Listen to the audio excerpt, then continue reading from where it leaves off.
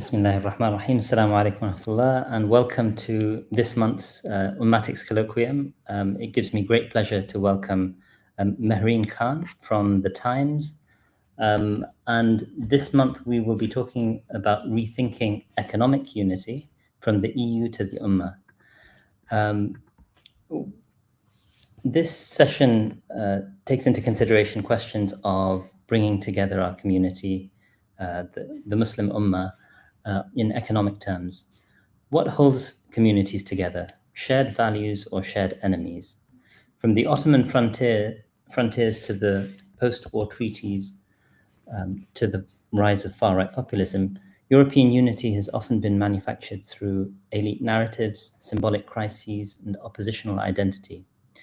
In contrast, the Islamic vision of economic unity draws from an internal ethic, tawḥīd, justice, and moral economy, rather than geopolitical fear or material incentive.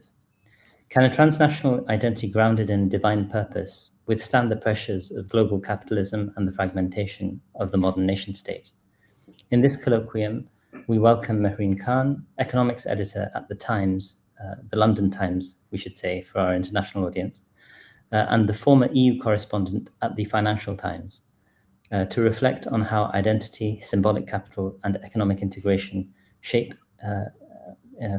economic imagination shape integration projects, both Western and Ummatic.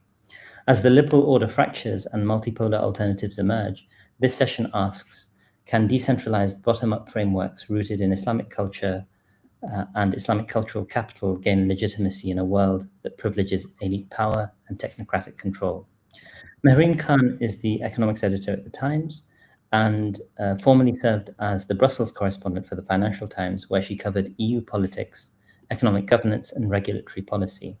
Her writing explores the intersection of global markets, identity, and political power, with a particular interest in alternative economic imaginaries beyond the Western liberal framework. The discussion and subsequent QA will be moderated by myself, Usama Al-Azami, and inshallah, we welcome people to write in their comments and their questions, which we will try to address after the initial part of the presentation. So with that, Mehreen, apologies for a slightly stilted start. You are zooming in from London, as it were, here in Doha. And I'd like to give you the floor perhaps for, I don't know if you would like to speak for half an hour to 40 minutes, and you can sort of lay out your stall, and then inshallah I will initiate a dialogue with yourself.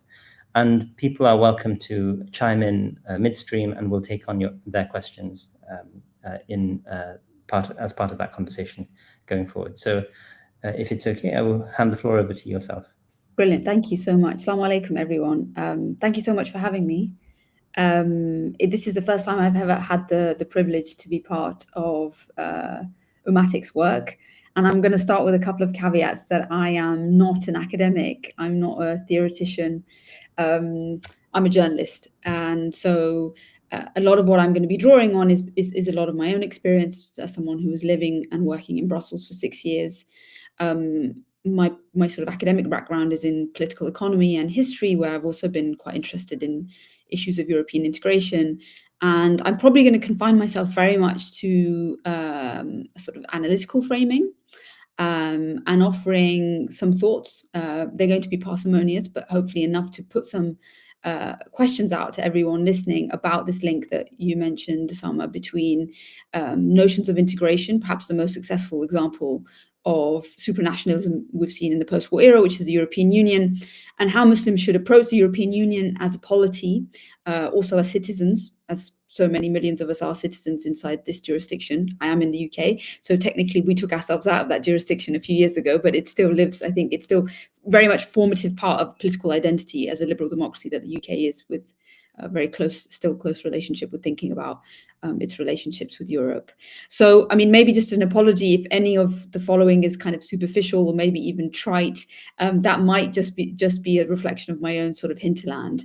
But I think it's been a very interesting exercise for me to sort of marry some of my journalism with my own personal background as somebody who's obviously Muslim and wants to think about deeper issues, and bringing in so much of my my lived experience as a journalist to do something that I don't think anyone's really ever done. So when I was approaching this topic, I thought, well, I know all these EU folks, federalists, people who are diehard believers in the project, and almost none of them would have any interaction or understanding about ideas of Muslim unity, partly because they are not Muslim, and even if they are, it just would never have crossed their mind. So with that being said, hopefully this is at least vaguely interesting intervention in the debate. And perhaps I could just ask to have my slide put up, the presentation put up, about where I want to take this. So, I've used the framing, and we are going to address this idea of beyond the market and whether the EU is beyond the market. And effectively, I just want to make, I think, 3 points in the next half an hour or so. Some of which will be, I think, points of synergy, and some of them will be points of departure. I think the first part of my analysis is going to be thinking about, and I think maybe a potential point of synergy, which is how the EU has created member states from nation states. And I found this very interesting because I think the nation state as a unit of political analysis sometimes is just inherently problematic for us as Muslims. When we think about ummatic unity, it's the first sort of barrier that we come across. It's almost, so hegemonic and so paradigmatic. We can not really think beyond the nation state when we think about any form of political integration. And somehow the EU, I think, has actually in many substantive ways moved beyond nation state politics by creating member states, which is their main constituency.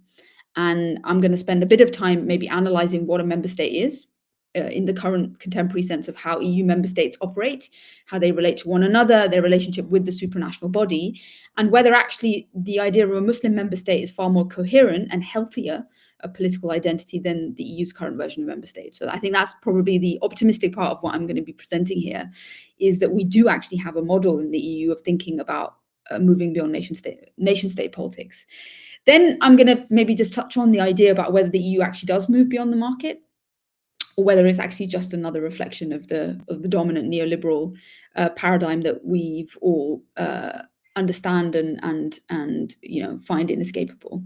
And in that sense, I'm going to be less optimistic, because I do think that actually the EU hasn't really moved beyond the market in any substantive sense, and we can draw upon basically leftist and quite progressive economic and political figures who I think are the real Eurosceptics in the world. And I draw a lot on them to sort of understand the neoliberal roots of what the European Union has become.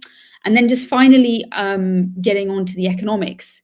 What does economic sovereignty mean, and what does it look like for the European Union? And I'm going to make two arguments. One is clearly that the EU does have independent economic sovereignty, which is incredibly powerful within its constituent member states and outside of its borders. And I think that power is exercised generally quite unaccountably, and it's effectively exercised in a way where it's poorer member states inside the Union and it's poorer countries around the world that really feel the normative force of the EU.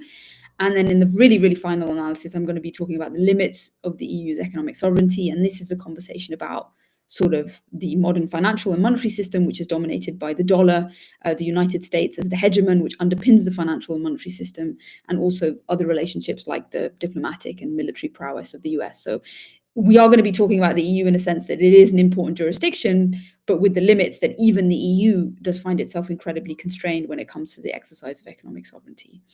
And in that conversation, I'd like to bring in issues about how, as Muslims, we should think about integration economically, and why the EU can serve as a useful cautionary tale about what types of economies should be brought together and what stages of their development they should be at when that sort of process of integration happens. And whether or not, and I think the open question is whether the EU has enhanced sort of economic convergence between its member states, or it's actually just widened the disparities that were always there, and why that matters to think about whether this is a healthy this is a good or useful model for us to work with. So let's get onto this idea of the Muslim member state. And I think this is probably a little bit novel, because I don't think this has ever been spoken about in these terms, but to me, it made a lot of sense. And in this idea of thinking about what a member state is, let's just take the member state part and leave the Muslim part aside. I'm going to be drawing a lot on the work of Christopher Bickerton, who I think is still at Cambridge University. He's a political economist and sort of somebody who's done a lot of work on European integration. And he's come up with this, I think, very useful sense of how to think about European integration, which is not just a transfer of sovereignty from the nation state to the supranational level, but actually something more substantive is going on. So often when people talk about the EU, they talk about it being sui generis. So it's a completely novel form of I think institution building. And I would say the most novel part of it is this hybrid way in which the EU works between a supranational entity with supranational governance, but is one very much where the most important constituents are still governments and countries as we see them. And Christopher Bickerton talks a lot about something called the project of state transformation. And this is the process by which he says the EU has turned nation states. So let's just take the Westphalian 19th century idea of what a nation state is, and it's created them into member states. In its current form, the EU is made up of 27 member states. I think most people don't know anything about the EU could probably name those member states. It's France, Germany, Italy, Spain, extends all the way out to the Baltics, does no longer include the UK. But it's quite intuitive for us to think about who those member states are, even if we don't use the term member states. But those are the most important constituencies of the EU. I think the UK is still the only country that has gone from nation state to member state and then reverted back to nation statehood. So there is that there's that one anomalous example. So how is the member state different from the nation state? I think this is a very pertinent issue, as I said at the beginning, because the nation state is often the big problematic elephant in the room when we think about Muslim unity, because we just think that there's no way to devise a political imagination beyond the strictures of the nation state.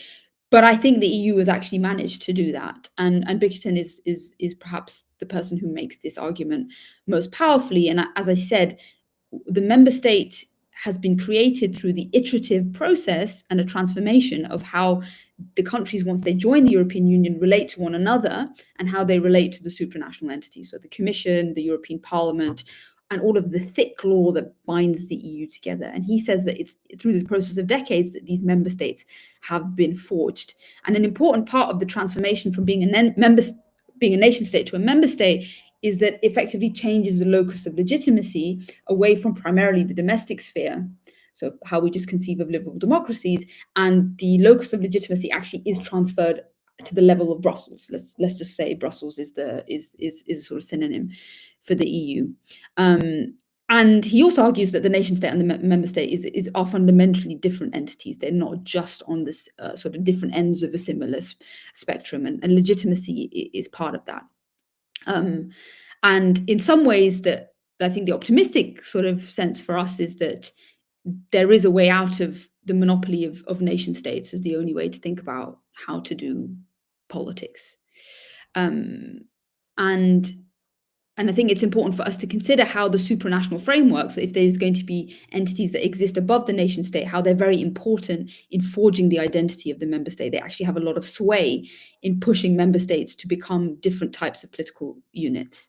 And the main problem that Bickerton sees with the EU is probably the issue that most people understand, is that he thinks that this process of state transformation is what's actually created the biggest problems inside the EU. So he will really put down things like the democratic deficit, the fact that there is a distance between people and the supranational entity, that the transformation has been done by stealth, by elites, and often not with the explicit consent of people, is what has been the fundamental failing of the European Union. And you can say it's a failing, or you can say it's actually not a bug, it's partly by design. And so I think that is quite an interesting jump-off point, because for Bickerton, the member state has become emblematic of the disenfranchisement that people feel towards the EU, that voters feel towards the EU, the fact that they don't understand how all this stuff works in Brussels and it doesn't relate to their everyday lives. Now, I think the Muslim member state in some ways may be able to ameliorate this problem of the democratic deficit and the disenfranchisement, because if we're conceiving of what a Muslim member state could be, I just don't think that we have to fall into these traps. And so we mentioned at the beginning, the elite-driven, technocratic, top-down process that was the creation of the European Union, and this process of state transformation, which has happened sort of outside of the consent of its people.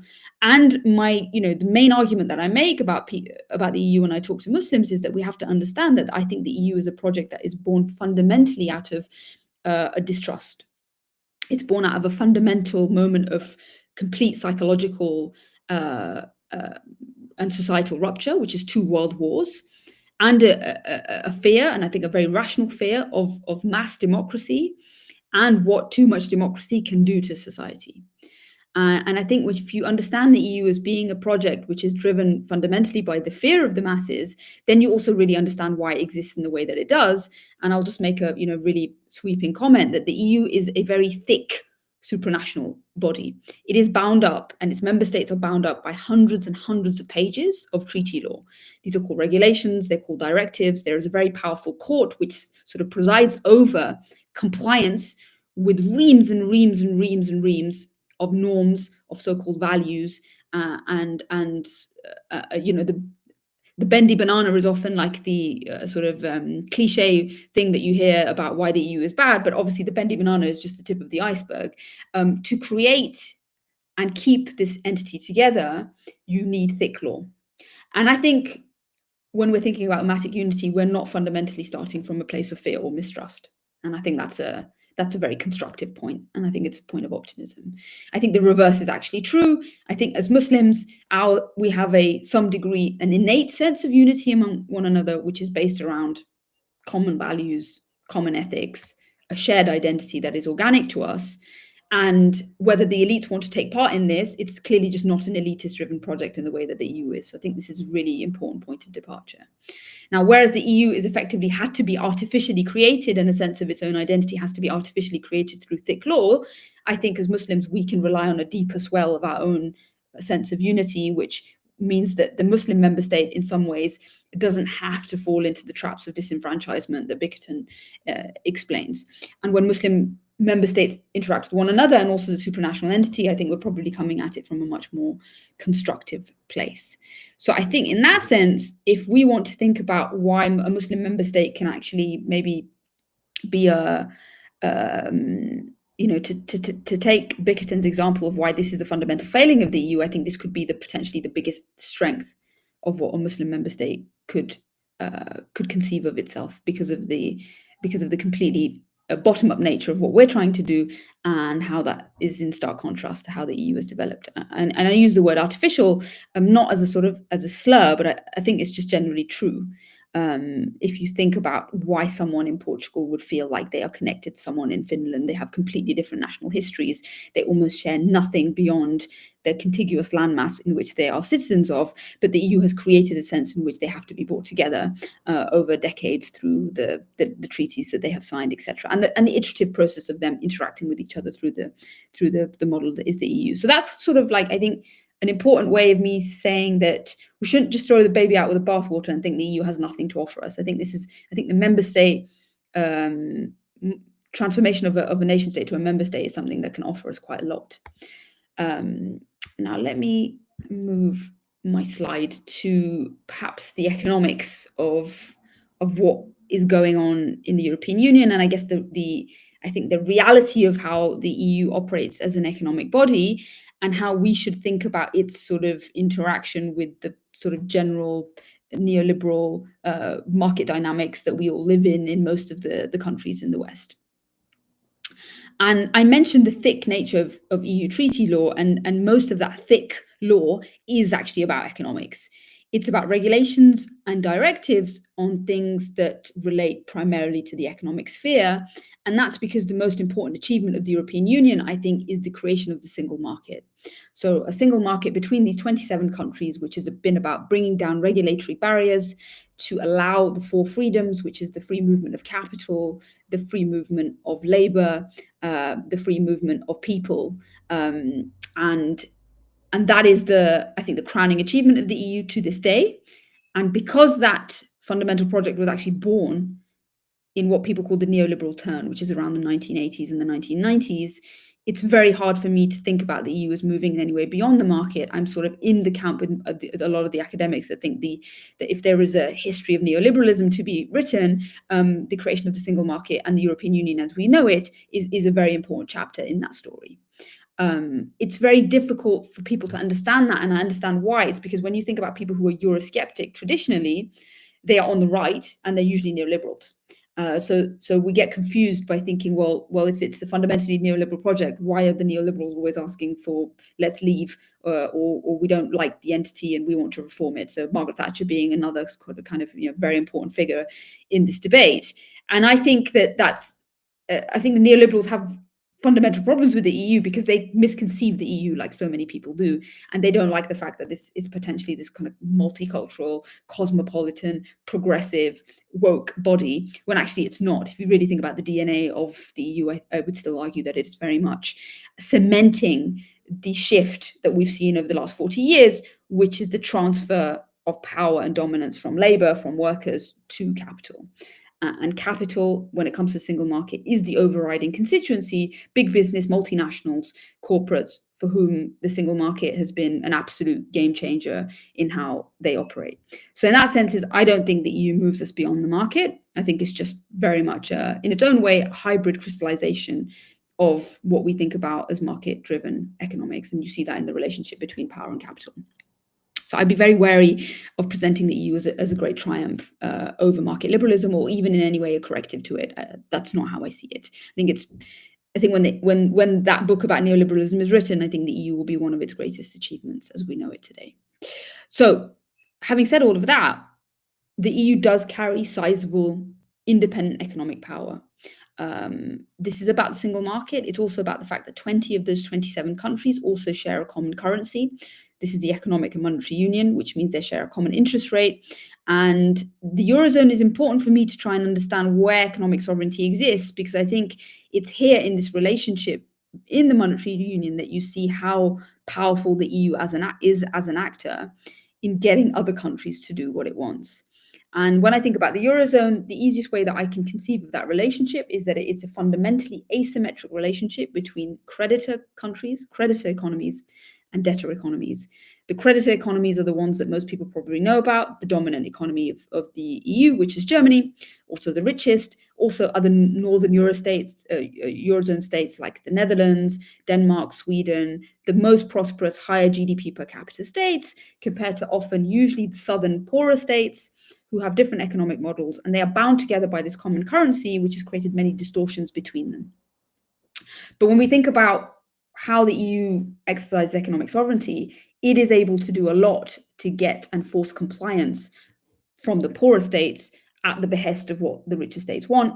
This is most obviously true in the 2010s, so the entire decade in which the Eurozone went through, I think, about 7 or 8 years of a sovereign debt crisis, which was marked by bailouts where the richer countries had to bail out the poorer countries, and it gave them money, and in return extracted very onerous economic conditions, mass austerity, deflation, cutting wages, regaining competitiveness. And the structure of the European Union and the Eurozone means that inherent relationship between debtors and creditors is one that is always going to be balanced in favor of the creditors.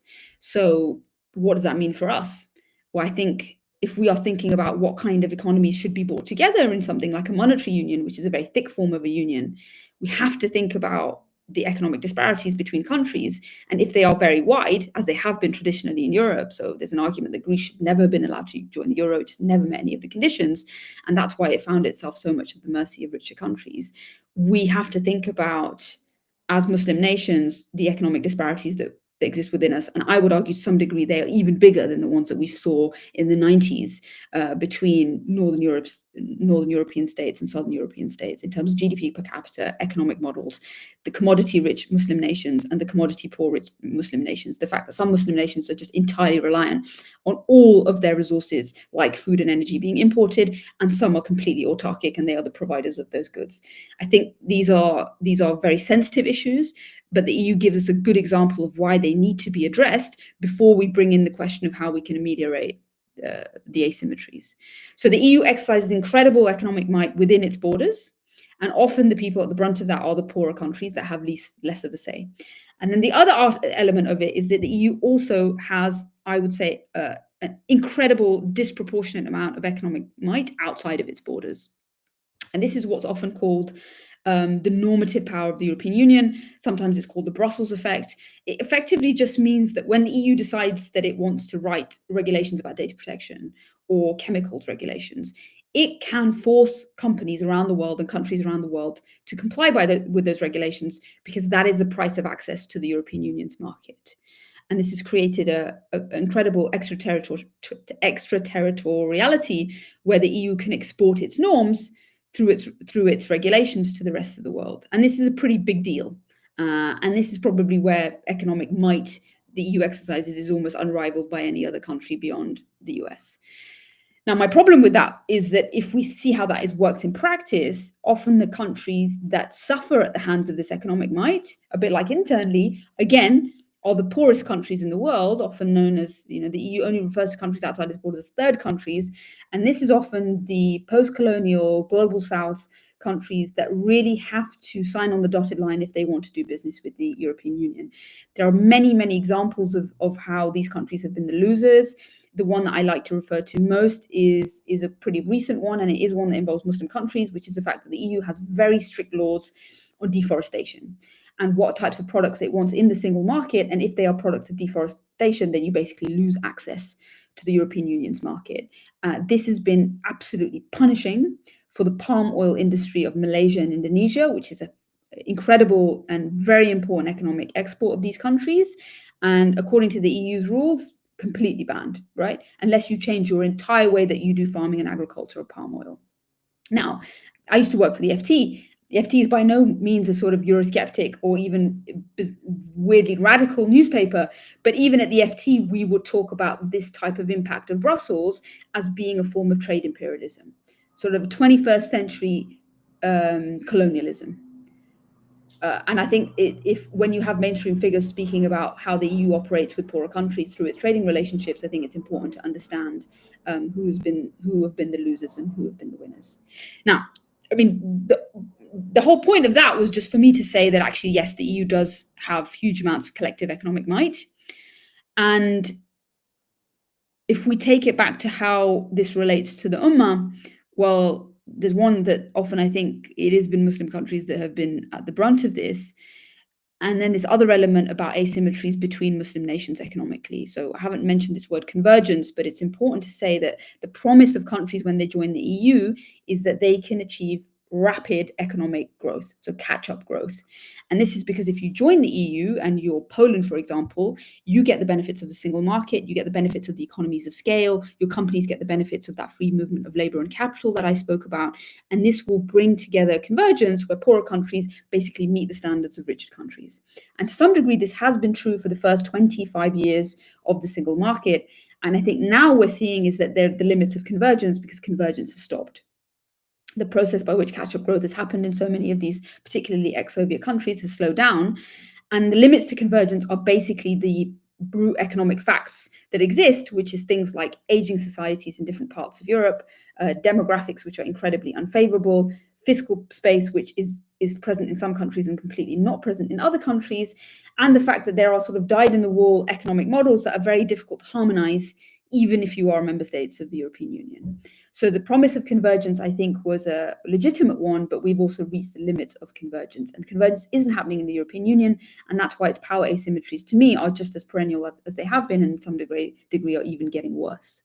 And I think it's an important question for us to ask about ummatic unity is how we conceive of convergence and how we conceive of potentially debtor and creditor relationships between poorer Muslim nations and richer Muslim nations. And again, I will go back to the point that I think some of our asymmetries are far worse than they were in the European Union when they conceived of the monetary union, for example. Now, I'm sort of getting to the end. And my final sort of point is about the limits of economic sovereignty. So the EU is the third largest economic power in the world. It's very much third. The first is the US, and then we can say China, and then we have the European Union. And that's important. That makes it one of the biggest players. It makes it very difficult to ignore in conversations about politics and economics. Having said that, there is a clear ceiling to which there are areas in which the EU does not have economic sovereignty. And that's just because it lives in a world where it is very much subservient to the US as its dominant military umbrella. And it's subservient to China in the fact that China is now effectively got a monopoly on so much advanced manufacturing, which is going to be very difficult for anyone to reverse. And the EU has been a loser in that process. The limits of the EU's economic sovereignty are self-evident because the EU operates in a dollar-dominated financial and monetary system. The reserve asset is the dollar. This gives the US unrivaled, exorbitant privilege to assert its own interests through the financial and monetary system. And that's also true of its allies, and it's also true of its enemies. The European Union, maybe until Trump came along, was still considered an ally, but the European Union basically has to do so much of what the US decides that it its self-interest. The best examples of this is usually on sanctions policy. When the United States chooses to sanction a company, an individual, a central bank, the rest of the world, including European companies, have no choice but to comply with it, because the dollar is the undergirding of the financial system. If you are on the wrong side of a sanctions policy, you basically are in line of getting punished by the dollar system. And there's no way for the EU to escape that. We saw this in 2018 when Donald Trump was elected this first time around. The EU had a sort of nuclear agreement with Iran. The US pulls out. The EU wants to keep the relationship with Iran going. It wants to keep the JCPOA as it was known, but it couldn't, because effectively once the sanctions were in place, the EU had absolutely no right to be doing business or any kind of commercial activities with Iran. It's also true in things like dollar swap lines. So every time the world goes through a financial wobble, the way that we sort of get out of it is we get the US central bank to give us liquidity. That liquidity is often in the form of dollars. We need that to calm things down.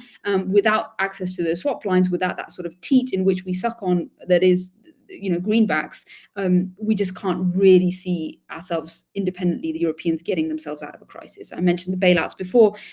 It should be known that the bailouts were done very much in cahoots with the International Monetary Fund, which is effectively just a proxy for US economic interests. And really, if we just think about a really current example of why the EU's economic sovereignty is limited, just read the news about the current state of negotiations between Donald Trump and the European Union on tariffs. They can't get anywhere, because once you sit down and you talk to the US about what they want, the European Union realizes that it really doesn't have any cards to play. If it wants to deal, it has to give up so much, because the US holds so much power in that relationship. So again, you may be the biggest single market in the world, you may be rivaling the US and China in terms of your economic dominance, but there is just a clear limit to how the European Union can exercise its economic sovereignty. So I'm going to wrap up here with just my sort of concluding points, and basically a way to throw this out to everyone else. As I said, these are sort of pretty parsimonious, cursory sort of analytical points, but things that I think are probably constructive in the debate. The first one, I think, is a fundamentally important one about whether why state transformation can happen. And the EU is a good example of how it has happened. And we should think about the EU and the pitfalls that its member states have fallen into as something that maybe Muslims are in far better position to avoid. And this idea of disconnect between peoples and politics is very much an enduring feature of the European Union, but I just don't think that has to be the case inevitably with the way that Muslim unity can conceive of itself. I think in some ways we're already starting from a much stronger position of a shared identity that doesn't have to be artificially created, or it doesn't have to be an elitist, top-driven process. The other is just to say that I think it's misconstrued to say that the EU moves beyond the market in any substantive way. I think it is the apogee of so much of that neoliberal thinking that was dominant in the world half a century ago. And even though the world might be changing and moving away from neoliberalism, I think the EU will probably be the last bastion of neoliberalism because of how difficult it is to change its DNA, because of all the things I spoke about, that thick legal structure that keeps it together. The EU is sort of dominated by inertia. There is so much in the way of there are so many vested interests in maintaining the status quo that we'll probably see a departure from neoliberalism in our individual countries before we actually see it at the European Union level. So slightly less optimistic account there. And then just very sort of finally, what do the economic imbalances within the European Union tell us about what we need to achieve as Muslims before we think substantively about what economic integration means? The biggest, most scarring, most painful moment in the European Union's recent history was the years of the bailouts, which is when there was a clear delineation between what poor countries can achieve and what rich countries can achieve. It's been incredibly scarring for how people in Germany think about people in Italy and vice versa. And I think these issues of convergence or lack of convergence is also something that we should be grasping with if we want to create a version of economic and nomadic unity, which is fundamentally healthier, fundamentally more equilibrated, and fundamentally more balanced. And I think that is me done. So yeah, I hope I've thrown a few things out there. I'd love to hear what people think. This is the first time I've ever tried anything like this out. It was a great exercise for me to do. And yeah, I'll hand it back to you, Osama. Thank you so much, Mehreen. I mean, that was really wonderful and actually eye-opening on so many levels. You started off by saying that you're not an academic, you're not a theorist, etc. But one of the things that Ummatics is very conscious about is the fact that in order to reach a mass audience, you actually often have to not be an academic, in the sense that, once a journalist like yourself writes the book, for example, that is imagining a unified Muslim entity, it has greater chance of going into the popular imagination than when an academic writes, for better or for worse. The academics have been writing. I mean, I don't know if you've heard of Salman Sayed at Leeds University. No. Oh no, yes, of course I have. Yeah, I met him last year actually. So he's the head of sociology there, a very brilliant scholar who's been thinking and writing about these sorts of questions for a very long time. But at the end of the day, academics like ourselves, we're really good at the theory. We can't always communicate it effectively to a mass audience. He's a wonderful writer and philosopher. I enjoy reading his writings, but everyone complains that it's extremely complicated, extremely dense, etc. And you probably need a PhD to really enjoy the writing, so to speak. So that's probably unfair. I mean, I think he's a wonderful writer. So I think that people like yourself being involved in these sorts of reflections are absolutely crucial. These are questions, actually. I mean, it's fascinating to me that you have presented some of this as the EU has engaged in an elite-driven project, and it has been very consciously, in a sense, opposed to the excesses of democracy on the continent. You can look at a project like the United States, and the constitutional document there is also, in many respects, concerned about the potential excesses of democracy. So the sort of political elites there very self-consciously framed it as a republic rather than a democracy. And I think from a Muslim perspective, we often think about the idea of Muslim unity as being so natural and it's not something that has the artificiality, as you put it, of the EU.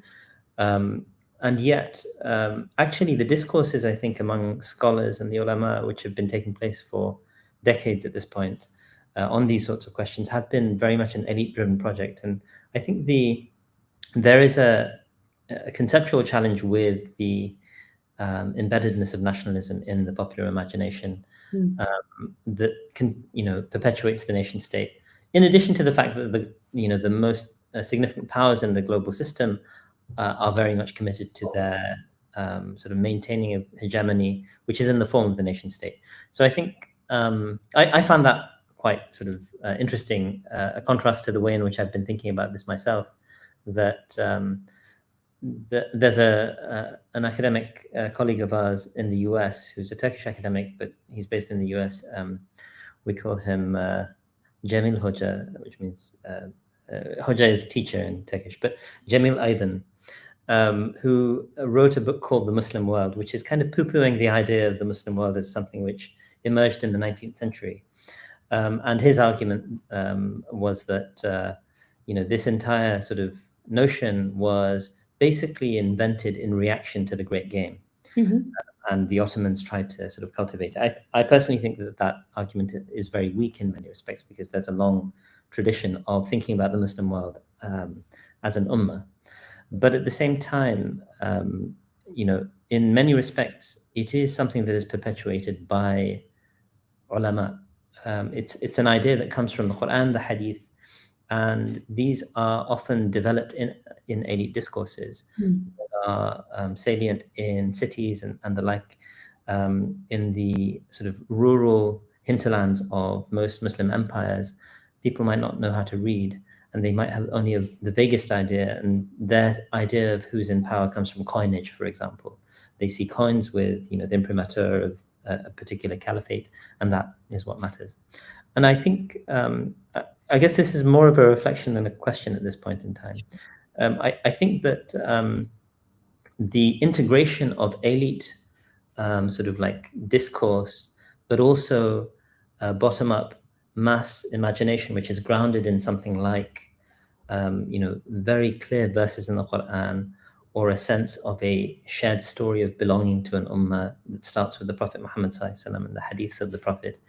The Quran saying, "You are a single ummah, annakum ummatan wahidatan wa ana rabbukum fa'budun," and I am your Lord, and so worship me. This is in the Quran.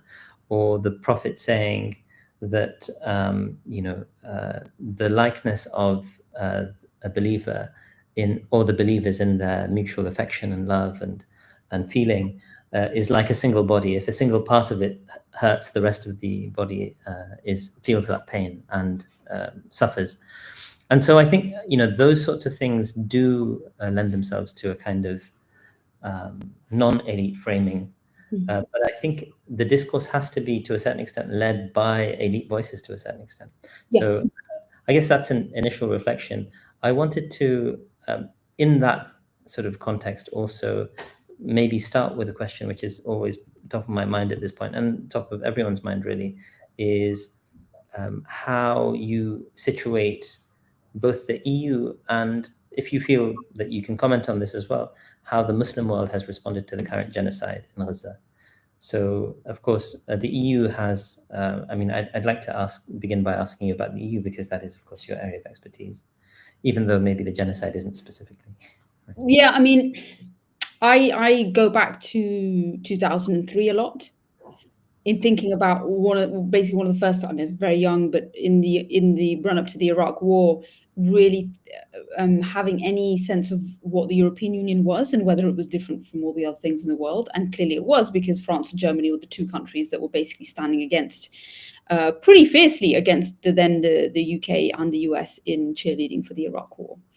And it probably gave myself and many people in the Arab world a sense in which, okay, they can exercise, at least on the surface, some degree of an independent foreign policy. And that's why having things like the European Union is good, because we shouldn't put all these Western countries in one lump, because they do disagree and they have different interests, and they're not going to go out and sort of enforce the neo-conservative view of spreading democracy through bombs. And for me, 2003 has become even more important, because if I think 20 years later, how so much has changed. The EU is obsessed with talking about this idea of its own strategic autonomy, which effectively just means how do we try and differentiate ourselves from the United States? And the reality is that they may have had more strategic autonomy in 2003 than they do right now. And this is definitely the case in the responses to what's been happening in Gaza, but also just a couple of weeks ago about the bombing of, but first the Israeli assault on Iran, and then the Americans going in to do their, targeted attacks on Iranian nuclear facilities. And you have nothing but copy and paste statements from every single European Union leader, which is effectively just towing the line of a president who they've made clear that they don't particularly like very much, but they show extreme degrees of fealty towards in defiance of their own public opinion. Yeah. So I think that is an important element to me of I think the retrograde step that the European Union has taken.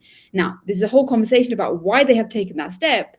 As someone who lived and worked in Europe for such a long time, I find it very difficult to avoid the question about how the European Union relates to its own Muslim, often diaspora populations, the degree of intense hostility and aggressive hostile environments that have been created for those European citizens. And I think that has a spillover effect in how they deal with issues like what's happening in Gaza, how sort of being a philo-Semite or being pro-Israeli has become part of the culture wars of the European Union and its populist politics, rather than something of a foreign policy issue. So it's hard for me to disentangle the European Union's approach to issues that involve the Muslim world without thinking about how the European Union deals with its own Muslims and how its countries deal with its own Muslims. For me, those are inextricable. And I'm not saying there was no Islamophobia in 2003 and now we have lots of Islamophobia. No, I think there has just been a very different types of relationships between now the second, third and possibly fourth generation of European Muslims, how the state relates to them, and how that is also spilling over into the way the state conceives of its foreign policy. So, there was just a moment in time where France, for example, was always a country that was generally vaguely had a sense of neutrality in the Cold War, and also was sort of seen as a champion of so much of the Arab world, partly because of its own legacy in Egypt and Lebanon.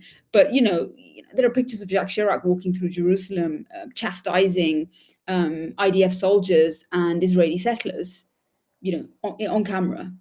That just could never happen today. It would never happen with Macron. I mean, he wouldn't even go for a start. And if he did, he wouldn't be chastising anyone. And if he was chastising anyone, we know which side it would be on. So this complete narrowing and convergence of views in support of Israel, I think, is a reflection of the insecurity that mainstream politicians have, because they're exposed on their right flank. Because somehow in Europe, the far right populists are pro-Israel unconditionally, because of their Islamophobia. And somehow in the US, the MAGA far right is now more thoughtful about the question of Israel, because as sovereigntists as they are, they don't think that they should be this country that is constantly, sucking on the teat of the American taxpayer. So in some ways, Europe has definitely gone back in thinking about how it relates with Israel, and the US has made much more of I think there's just much more intellectual divergence on the right in the US about the question of Israel. And that frustrates me a lot as a European, I have to say. I mean, the right is divided, as you say. So there's the MAGA base, but there are plenty of neoconservatives within the institution still, unfortunately, and they seem to be calling the shots. And of course, Netanyahu with his daily briefing at the White House with Donald Trump, his daily phone call. Donald Trump is just sort of like an impressionable toddler who is kind of the last person he listens to is the person he's convinced by. And so just having that much time with him probably is extremely damaging. I mean, it's fascinating what you're saying about 2003, because I always think about 2003 as there are so many trajectories. There's the war on terror beginning in 2001 in its sort of most aggressive form.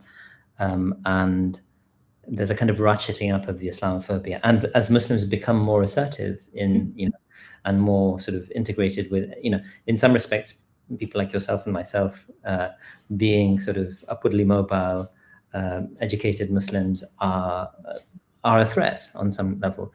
The sort of thing that, Merz in Germany, when he talks about Israel doing the dirty work for us, is thinking, we need to, in Germany, of course, they're crushing people for just wearing a Palestine flag, for example, or imprisoning them.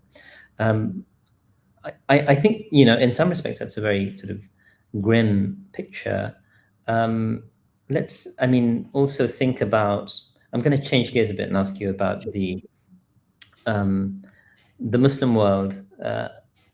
With deference to Jamil Aidan, I recognize that the term the Muslim world specifically is a modern sort of like instantiation of, in my view, and this is something that he doesn't acknowledge, of the Muslim Umma as a concept. But the Muslim Umma is a large population. It's over 50 countries. The OIC kind of encapsulates many of them. You have a large population, of course, in the minority communities. A colleague of ours who gave a presentation here a couple of years ago mentioned that something like 22% of the global Muslim population lives as minorities in sort of non-Muslim majority lands. The population of the Muslim world is roughly 2 billion, which is about a quarter of the population of the planet. But their GDP, nominal GDP, is estimated to be about 6 to 7 million trillion, which compares unfavorably to a country like the United States, a country like China, which I think, or indeed the EU. The United States is ahead of the pack, but the EU and China, I think, have comparable GDPs in recent count. You would be able to tell me on that. And the numbers that come out of the Muslim world are a third or lower than the major powers. Is economics, when you look at military investment, that will be also reflected in sort of military investment, the fragmentation of the Muslim world into 50 nation states. Does that sort of, I guess my question would be, what do you see as the first pathway to unification? The OIC has been around for 50 years plus, and it's been a talking shop, and they've done nothing meaningful about the Gaza genocide, for example. Paint a picture for us over the next few decades. What does it look like? Yeah. So I guess I wasn't around your circles to understand what the debate was around pre-October the 7th, but my cursory observation would be that if we are thinking about how Muslims relate to their own political elites, there's clearly been a rupture post-October the 7th. And, I spoke so much about the mistrust that Europeans have towards their elites for various reasons. They feel they've been failed by them on many fronts, and it's pretty legitimate. But if we think about the big emotional scarring event, the neuralgic issue that hurts so many of us as Muslims, when we think about how our elites have failed us, it's often, yes, the material, the societal, but if there's one that we would all have a reference point to is Gaza. and how we've been failed abjectly on that. So it's often known as the divide between the Arab street and the Arab political power, but it's not just exclusive to those who live in the Arab world. It's something that we all feel. And again, as Europeans, I also feel it as a massive political failing on my political classes. But in some ways, we don't expect that much more from Keir Starmer or Macron or Merz. But we do expect even the lip service to be paid by the King of Morocco, the various leaders in the Muslim world. I mean, maybe Morocco's the worst example if you think about the history, but you know what I mean. So I think in that sense, we have our own problem of a mistrust and a gap that is developed between expectations and reality between those who rule us. And it's hard to avoid Gaza as the point of no return. I mean, again, to go back to Iraq, if I think about how Muslim communities in Britain, for example, we were very upset about Labour and Tony Blair, but we basically got over it. If you think about electoral patterns in the subsequent couple of elections, Muslims came back. One, there's no alternative in a two-party system generally. Two, there was some degree of outreach, actually much more on the side of the Conservatives towards Muslim Brits than there was from Labour. But effectively, we got over it. And the question I always ask myself, particularly among younger people, is that how much of a lasting effect does this have on our disenfranchisement?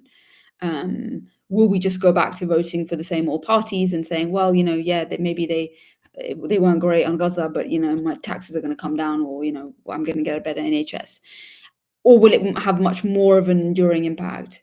I'm much more in the latter camp. I think it will have much more of an enduring impact because we sort of described how there's a bizarre nature of the right in the US that are actually saying, I didn't think I'd be spending so much time watching Tucker Carlson, to be honest. There's just no part of my world that thought that he was going to be coming up on my feed as much as he is. Same with Candace Owens. And when you see these very, very objectionable, problematic figures just kind of being very clear-eyed about this, it puts the rest of our political classes to shame. So if we think about our own mistrust element, I think it's hard to avoid Gaza as something that is going to have enduring impact. So what is then... So then what if this is the starting point for, if we're in a post-October 7th world, what is the beginning blocks of Muslim unity? I think that is going to be something that is going to be, much harder for us to conceive of because of what's happened. But having said that, let's just stick to the economics to some degree. What are the basics? I mean, the European Union, I spoke about it basically in its fully formed view. I was sort of talking about it post-single market, but it didn't start off like that at all. It just started off as a very, very clear, limited sense in which, where are some of the areas where we can be better together, stronger? And it started with 6 countries in the center of Europe, or Western Europe, who decided that they wanted to have a common union on coal and steel. So the 2 most important fundamental commodities that European countries needed for economic growth. I mean, coal no longer, but that's basically how we got most of our energy. And steel, very important, manufacturing, basically the fundament of so much of our economics. So it started off very, very small, and then it became much bigger and much more ambitious very quickly.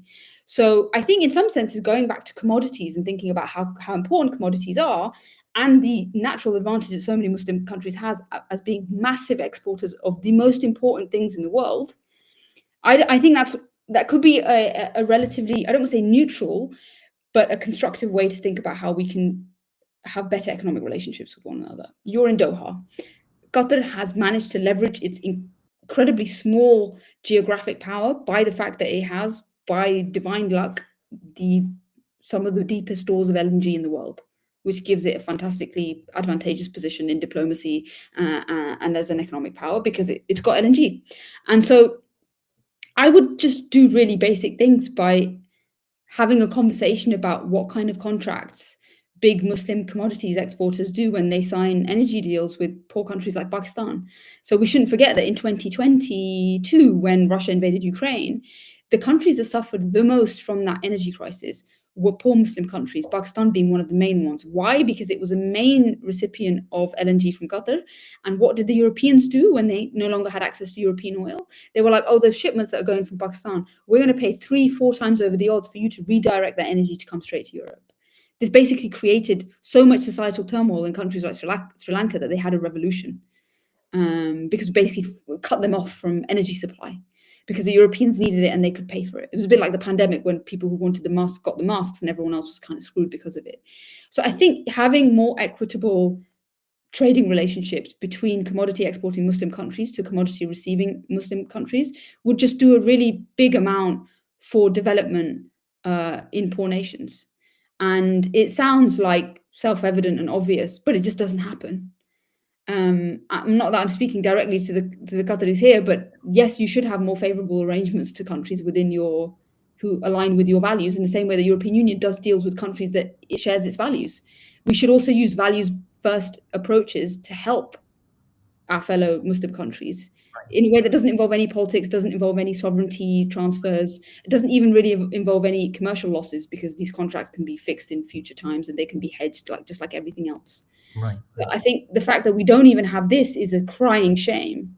And the fact that there's been so much egregious behavior in areas like commodity exporters and exporters' relationships with those countries that are their client states, that we should do this in a better way, and we should do it in a more fair and socially just way that is guided by Islamic principles. In the same way the European Union does when it says we do business with you if we share our values. Muslim countries should do the same. I mean, it's fascinating because this is the first way I've heard it articulated in that way. In fact, I wasn't aware that I was aware that the EU paid top dollar to get LNG during the COVID period. I wasn't aware they were basically, of course, they're diverting, supplies from elsewhere. It's I think 80% of it was supposed to go to Pakistan. Right, and then you realize in September 22, there was incredibly awful, horrific floods in Pakistan. Right. I mean, and then I spoke about the Sri Lanka. I mean, a few months later, they had a revolution, because that was how much hardship was on these poorer countries. So we should never put ourselves in a position where that's happening. I mean, so this is again, you started off with the problematic of the nation state. When you are a nation state, you're a sovereign actor in the international system. It invests enormous power if you are a wealthy state like Qatar, or you're a wealthy state like an EU sort of Northern Europe state. In your, as a political leader, you have immense power. As the political elites, you can actually get a lot out of it for your personal enrichment and your national enrichment. One of the things that I think about sometimes is, I'll come back to the economic point because that is the focus of tonight, but Gaza is always present.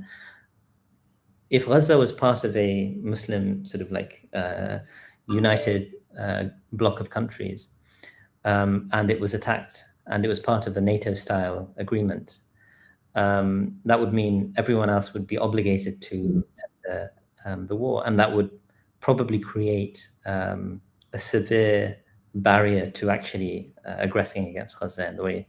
Of course, the history does not allow that. But so that's one dimension, that when you have that sort of, the same goes for the Pakistan situation.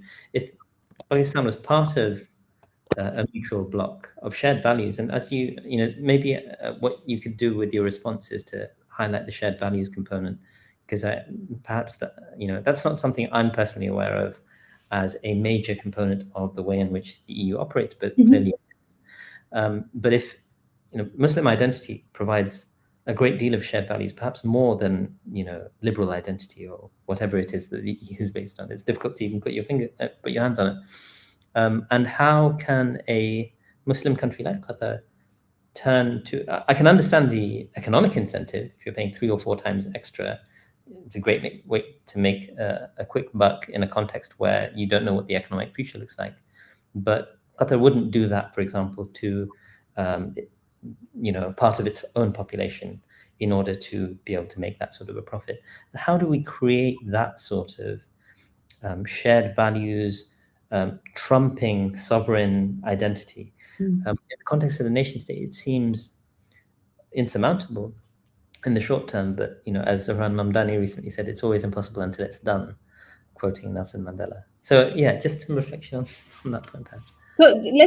So anyone who's sort of dealt with understanding liberal politics in Europe for the last 20 years would sort of resonate when I say that the European Union has very much been about weaponizing norms and values for the last 20 years or so. So when I gave that example of how the Malaysians and Indonesians feel like they're being recolonized through EU trade policy, well, that's one clear example.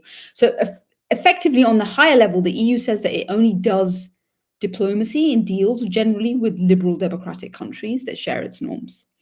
So this and the level, the norms have been widened in recent years to include things like we all have to sign up to the same climate goals. So you have to sign up to the Paris Agreement if you want to do a trade deal with us. You have to believe in the same version of privacy that we have if you want to do trade deals with us. If you want access to our markets, you have to broadly share values that are liberal and democratic. Now, of course, the EU is constantly hypocritical about these things because it really only applies these values selectively in whatever cases. But they have managed to, as I said, export so much of their norms and their regulations through this idea that they are a normative power. That's the unique thing that if anyone who studied political science, why the EU doesn't really fit into international relations or the way most of us conceive about what self-interest is, it's because the EU says that it only has enlightened self-interest. And this enlightened self-interest is about promoting these good norms. And there's very many perverse ways in which these good norms actually end up being terrible for so many countries.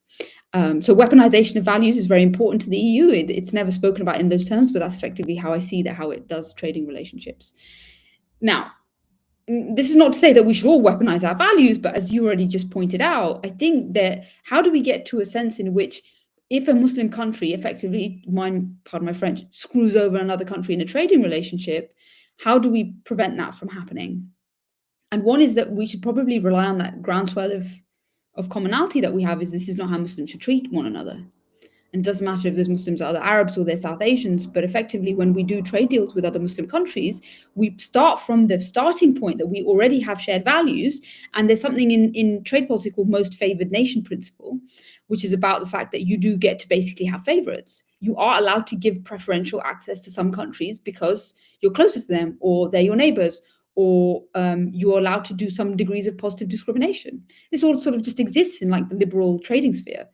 Muslim countries should do that. They should designate one another as their most favored nations. They should rely on their own historical ties, their own religious communities, because everyone else in the West is kind of doing it. So why not us? It's pretty small fry actually. And the reason it doesn't happen is that you pointed it out. So would in a counterfactual world the Qataris send LNG shipments that were going to France, redirect them to Pakistan if somehow the Pakistanis will pay you lots more? No, because the economic and diplomatic implications of screwing over France are much more severe for a country like Qatar than they are your brothers or your cousins over there who you can say, you know what, this time, sorry, like it's not going to happen. So in some senses, like we're all very familiar with how we deal with one another as Muslims. Often we apply a lot more discretion to ourselves and we prioritize others because we think the stakes are higher. But I think you can rely on basically the conventions of modern trade to create favorable trading arrangements with Muslim countries based on your own sense of what your values are. And it's not discriminatory. It's not in breach of the WTO. Despite the fact that Trump is doing might is right tariff policy right now, we can find a more constructive way of dealing with one another. And in a way, Qatar is probably a country that's far better positioned to do that already because of how it conceives its own position in the Muslim world. It'd probably be much harder to convince the Saudis to do the same with oil deals, or the Emiratis to do the same with their own liquefied natural gas. The reality is that these very powerful commodity exporting Muslim countries, when it comes to doing trade deals, they hold all the cards and they are able to dictate terms. So why don't we get them to be much more generous towards other Muslim nations? And we need to know about this. So what's the accountability mechanism? We need to know why we screwed over Pakistan at the expense of the European Union. We should be angry about it. Right. Absolutely. I think in so many respects, these are very obvious sort of approaches to problems which are well known, well established, and there are straightforward solutions available in the current system. But there are all sorts of incentive structures, as you mentioned, because of the diplomatic might and power of, to a certain extent, if France is screwed over in that way by the Qataris, just as an example, or any other state, France can chat to their other friends in the EU to now, create some tension between them and the other country, saying, why are you mistreating our neighbor? This is going to cause us problems, and now we're going to cause you problems. That sort of mutual reinforcement, I think, is something that, unfortunately, the Muslim world is currently lacking. Qatar, in my view, is one of the better actors, actually. You mentioned the UAE. which has been, and Saudi Arabia, they've created the land corridor that is, feeding Israel right now while it is able to perpetrate this genocide. And the UAE has not withdrawn from the Abraham Accords, so it's maintained peace, so to speak, while it's. So, I mean, in that regard, Qatar is, I think, in some respects, the bar is extremely low, but it's exemplary. At the same time, I think we need to create popular pressure, in a sense, or a global sort of Muslim imaginary where this isn't something which, some Muslim elites, young Muslim elites, so to speak, are having chats about on YouTube periodically, but it's something which is a wider conversation, which is like, wait, how dare they not support the Ghazans, or how dare they sort of not support their Muslim brothers and sisters elsewhere when they are sitting on, so much wealth, etc., and so much influence in DC. I mean, this is something I think about with so many of the Gulf countries and the recent Trump visit. And it's, but at the same time, there is also, of course, mutual mistrust. Qatar was blockaded very recently by its neighbors, and it's the only one of the countries here that has been very unequivocal that it will not accept the Abraham Accords.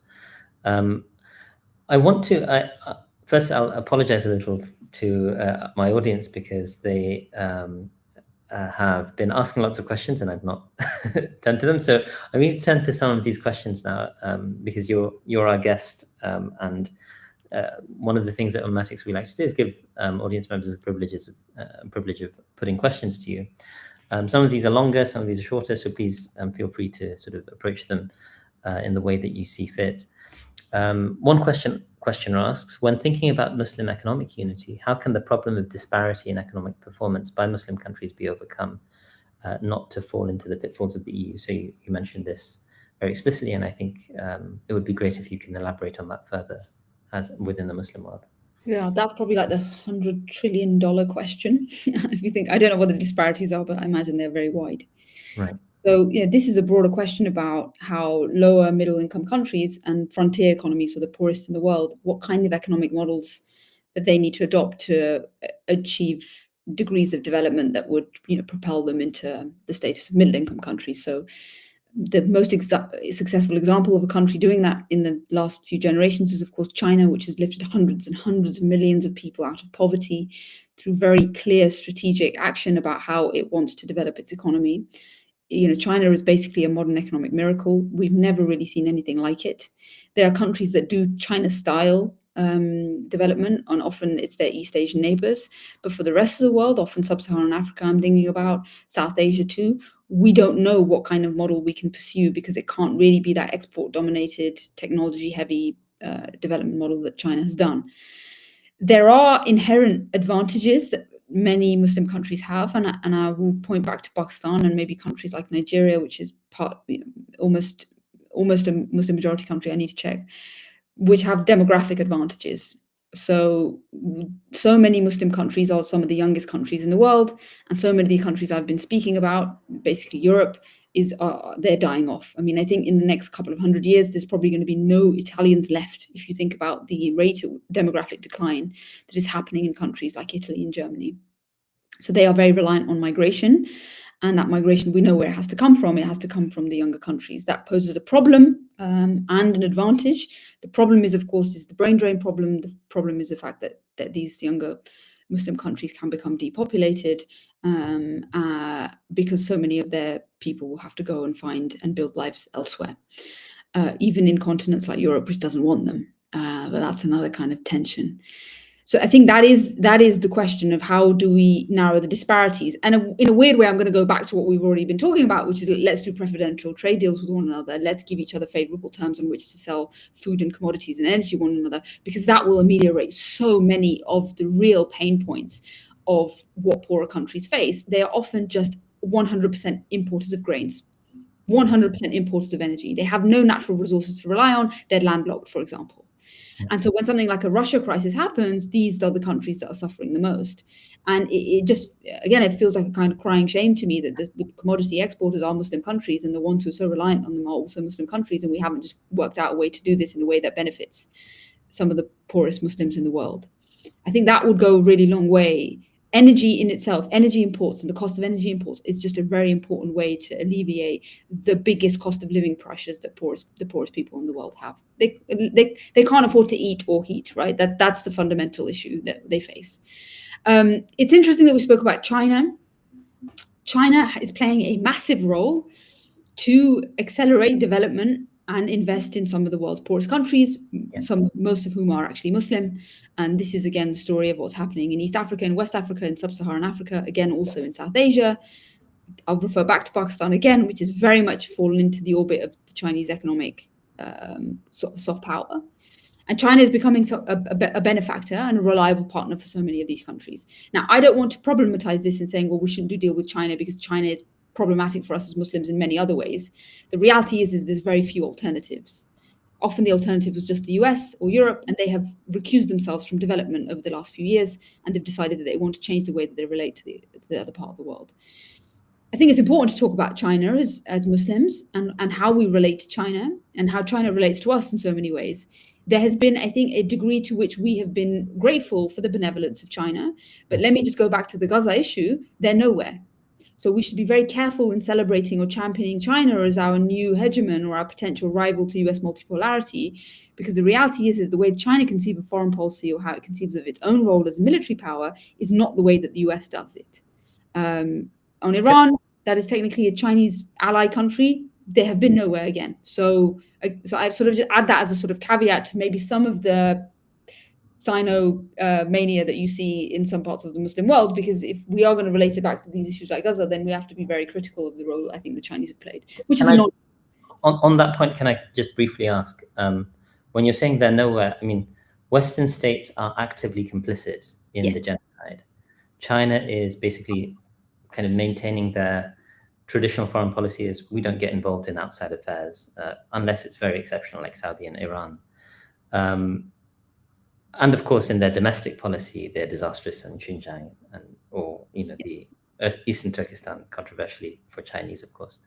And so I don't know. I mean, like, is that a malign player, or is that basically someone who, on balance, is actually a positive player? I would actually question this idea that China doesn't get involved in foreign policy. China does get involved in foreign policy. I mean, I'll refer back to the fact that in a couple of weeks ago, or now maybe a few months ago, when there was a skirmish between India and Pakistan over the attack in Kashmir, the Pakistanis basically were buying some of the cheapest rubbish that the Chinese military machinery could offer them, but they were shooting down French Rafales that the Indians had from the sky.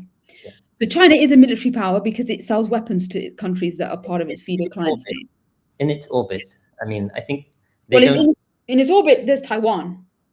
Yes, that's a major, obviously. I mean, they consider that part of themselves. Yes, but they have generally a revanchist approach to Taiwan. I think it is important to see how China conceives of itself as we don't get involved. But I think a lot of us don't understand that this is how the Chinese behave. So we would, in some other world, if the Chinese really wanted to see themselves as the leaders of the new world, perhaps they should take a moral stance on Gaza. That's not just UN statements, but it's about reconstruction, or about saying that we will be willing to underwrite loans to countries who want to go or companies who want to go in to Gaza to rebuild after the end of the war. There are ways in which you can help out that is not you getting your hands dirty, but to act as a sort of, if you really want to act as a rival polar, then there are things to be done. And the reality is that China uses its economic might to achieve soft power, and that's often through the forms of investment. And I'd be interested to see whether they want to use some of their investment heft in Gaza. I know this is not the time to talk about this right now, but if we're talking about depopulating, I mean, the conversation is going in such an awful direction. It's a question I want to throw out there. I'd be interested to see how the Chinese deal with it. My argument is they're going to say anything at all. And so that's why I sort of temper some of my, some of the enthusiasm that I hear about China, because effectively, if we've spoken about Gaza as the most scarring issue for Muslims in a generation, they are nowhere on it. And you can say, well, that's just because they're being consistent. I would say that there's just a degree of acquiescence that is also, I think they should be put on them as well. Okay, I mean, I think people need to be very realistic on China, and I think that point is very well taken. I'm very tempted to follow up, but I'm going to ask one of the follow-up questions from the participants. Jazakumullah khairan all for putting in your question. So someone asked, how do you see the opportunities and threats posed by the emerging multipolarity, and specifically with respect to BRICS? And this is, I mean, you said that Gaza is a kind of point of no return, but that sort of chaos in the system also, throws up all sorts of strange, sad to say, opportunities. I wonder if you want to link those things, BRICS, multipolarity, and Gaza as well, but maybe focusing on the BRICS and multipolarity. Yeah, BRICS gets a lot of attention right now, and I mentioned at the end of the presentation about the sort of inescapability of the dollar-run financial system. But the reality is that if I spoke to you at any point in the last couple of years, we would never have questioned the role of the dollar. It's now actively being questioned. That's not to say that it will lose its position as a reserve asset, but where potentially, if there is going to be a tipping point, Donald Trump is going to accelerate that tipping point where people question why they should be part of the dollar-based financial system. And the reason they ask that question is because Russia was effectively sort of annexed from the global financial system after the war. And the responses of many countries is that, well, okay, we don't want to be in that position. Bizarrely, I think more important than the BRICS has actually been gold. And we've actually seen a reversion to countries protecting themselves from the sort of extra territorial power of the dollar by buying gold. And this is probably a primarily Muslim audience. I don't need to explain to people the merits of gold, but I think that kind of reversion into something real, substantive asset that holds value and can, should be a store of value. We're actually returning more to a world where gold is now considered to have real properties, financial protection properties, rather than, say, a new currency or the BRICS currency. And I find that very fascinating. This is not to say that we're going to recreate the gold standard, of course, but we're probably closer to a traditional Islamic conception of currencies and how they should be based by metal than we've ever have been before. And I never thought it would happen, but it has. That is one of the weird quirks of the upheaval that you spoke about, is that somehow, we're returning back to, I think, this kind of maybe this primal sense of what it means to have financial assets. The BRICS currencies, I think there's a lot of hot air in this.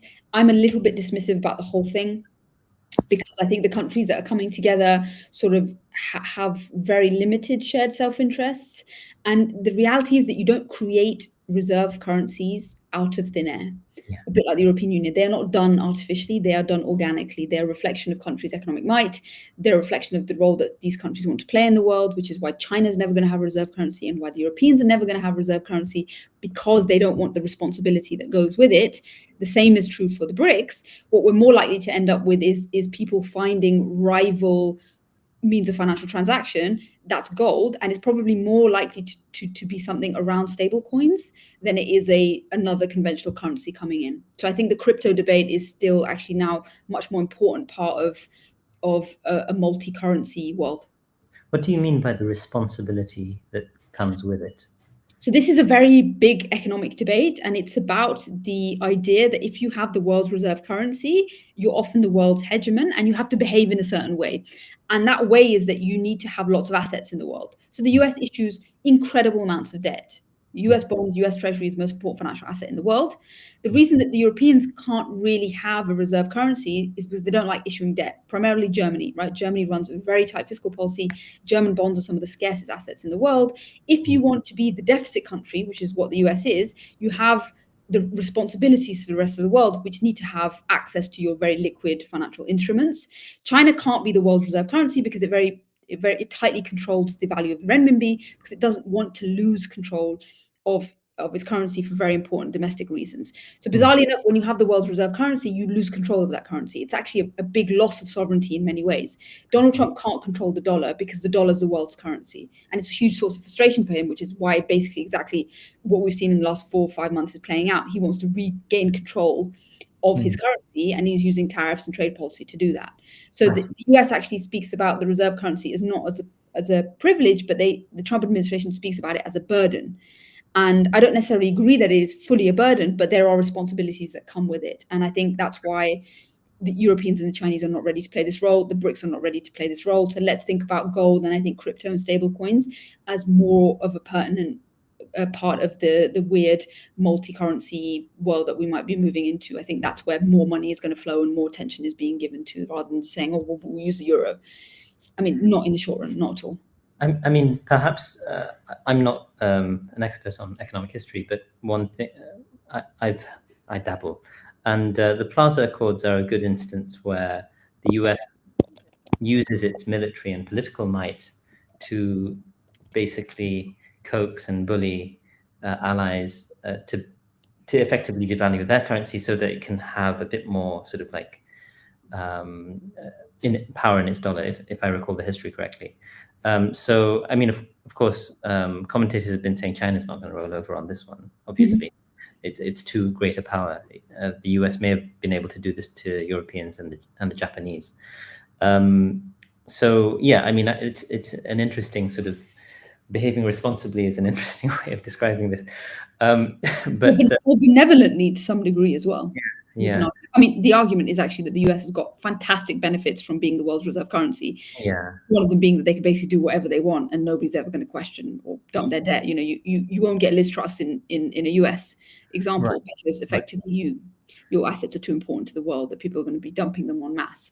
And it's emerging countries that have suffered from debt crises, traditionally, and credibility crises, rather than the US. So, yeah, the burden is it's the language. I used it because it's the language that Trump uses, with massive caveats that I don't fully believe. Sure. No, entirely understand. I mean, I wanted to also just briefly maybe make a comment on the gold standard and sort of get your reflections on this. I mean, yes, there is the assumption that, and it's widely held that, Islamic economics was grounded in actually commodities that had actual value. So gold coins, silver coins had actual value. I think it's near consensus among scholars in Islamic economics, even those who aren't compromised, in my estimation, by the sort of like the neoliberalism of Islamic finance, that fiat currencies are acceptable.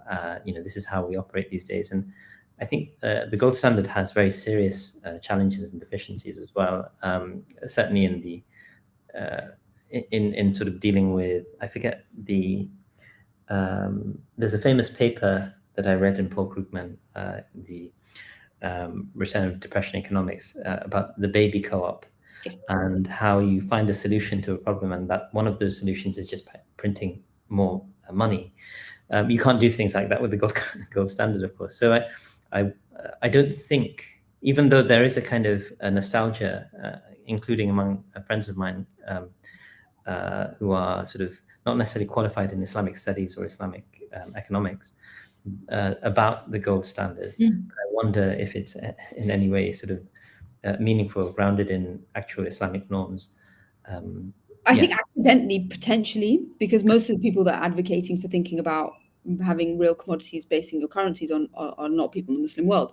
But I think the fact that it's returning is interesting. I think the more viable way to see the link between real commodities and currencies is going to be stable coins. So a stable coin is a form of a digital currency. It's a form of a crypto asset that is pegged to something real. And the something real is usually the dollar, but the something real can also be a commodity. Right. And so that's where I see this bizarre marriage between, antediluvian monetary gold standard stuff and basic technology. And I think that's quite an interesting area for study. And I say this, all my sort of observations here are pretty superficial, but if I'm thinking about the idea of having currencies pegged to real things, then stable coins is a really important area to watch. I think it's already basically exploding right now as a form of payment. And I don't know if I'm allowed to say this. I probably am allowed to say this. Right now, in Syria, there is a clear, they've got a money problem. Their money problem is that fact that all their banknotes have Assad's face on them. And in post-revolutionary environments, that's difficult. It's just not ideal. And I know actively that the Syrian government and the Syrian central bank are thinking about, in the short run, transitioning immediately and almost entirely to stable coins in the monetary system as a way to ameliorate that problem. Okay. And so this is a real issue. You got the scoop right here. Okay, so down first, but no, it's a live conversation that's being happening right. by Syrian authorities, and that's why I mentioned stablecoins, because in a post-revolutionary environment, and for the let's just say, I mean, you can say what you want about the Syrian government, but they clearly have some ideas about how they want to run a vaguely Islamic economy, and they think stablecoins is a way that actually can meet so many of their own ideological and practical demands. But as you say, I mean, in a sense, it's less problematic from traditional Islamic perspective because it's actually pegged. It's not just, and this is something I always struggle with about fiat currency, but it's not my area, so I'll stop there. No, we haven't even done fractional reserve banking, but I think we can leave that to another one. But that's another right. That's even more problematic, of course. Yeah. So, very important question about Africa, because we've not really touched on it. Someone is asking, and apologies for taking so long to get to you. I'm from sub-Saharan Africa, and when it comes to the challenges and affairs of the Ummah, we are severely lacking in contribution on both intellectual and material front. In this world of Muslim member states, what potential role could our part of the world play, if any? I mean, I'd just say South Africa has done very important stuff. I don't know if South Africa counts as sub-Saharan or if it would be considered just South Africa, but or Southern Africa. And I'm there revealing my own ignorance of the African continent. But yeah, I would wonder if you have any thoughts on sub-Saharan Africa. So I spoke about sub-Saharan Africa in the category that's most often spoken about in economics, which is the most economically and politically and socially challenged countries in the world. They're often put into the category of frontier economies, so not even emerging markets, let alone middle-income countries. These are countries that face huge problems about with their creditors. So they basically rely so much on foreign debt to fund their development, and often they are also screwed over by these debtors when it comes to things like debt restructurings and the rest of it. It's a very, very good question. I wish, if I had an answer to that one, I'll probably, be advising governments rather than jumping on a stream with you guys. But if we think about the Muslim member state conception, we have to, because of the heterogeneous nature of what Muslim countries are, we have to conceive of a nature of how member statehood, whatever that encapsulates, has room and ability for these countries to be equal partners. So, if you just think about the economic disparity between a Saudi Arabia and a Nigeria, for example, it's huge, right? Yeah. And it's bigger than it is between Germany and Portugal in the 90s, for example, when the euro was being created. So I think equity, I think social justice, I think that relationship between. So let's just think about the creditor relationship, which I've described in a very capitalist way, where basically the creditors hold all the cards and they basically dictate terms to debtors. Now, in an Islamic context, that can't happen. There has to be a sharing of risk, of course, and there has to be a degree to which you're doing this together to help both parties out. So I think Islam offers us, and real Sharia compliant finance offers us very important principles about how to ameliorate the disparities between the creditor and the debtor relationships. And if we are going to do this well, then sub-Saharan countries, in theory, should be the biggest beneficiaries of introducing much more equitable relationships between debtors and creditors. Because right now, sub-Saharan countries have been screwed over by the IMF, they get screwed over by the World Bank, they get screwed over by private creditors who don't refuse to take haircuts or do restructurings and all the rest of it. So there is so much good that we can draw upon if we are going to take this seriously, I think. Are you aware of the OIC having any projects to specifically target these kind of the very bottom of the pack, the bottom 20% or the bottom 10% of Muslim economies? What should they be doing if they're not already doing it? Yeah. I actually don't know. Okay. My cursory understanding would be probably not, because of the difficulty in dealing with these countries, because of the risk profile of said countries. So, part of the reason that debtor-creditor relationship is so terrible is because of the incredible premium that these countries have to pay on their debt, because they're considered to be some of the most volatile countries in the world. So I don't know what the OIC's lending terms are, or what the terms of its own mandate is to deal with such countries, but I would imagine that these countries are basically the countries that the World Bank, for example, has to exclusively focus on, or development banks, with very particular ways of like having countries that they are and are not allowed to lend to, how they treat them. So I don't know, but if it's not an issue, a priority issue, I think it very much should be. Maybe I can briefly comment. I mean, I can't claim expertise, but my father used to work for the OIC's development bank, because it does have one, the Islamic Development Bank. Okay.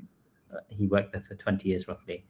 And I get the impression, again, I haven't had a specific conversation about this, that this is actually important to them, but exactly how that translates into actual projects in the area, considering how small the overall economy of the Muslim world is, one can presume that it's the scale on which the IDB would work is very different from what the IMF would work with.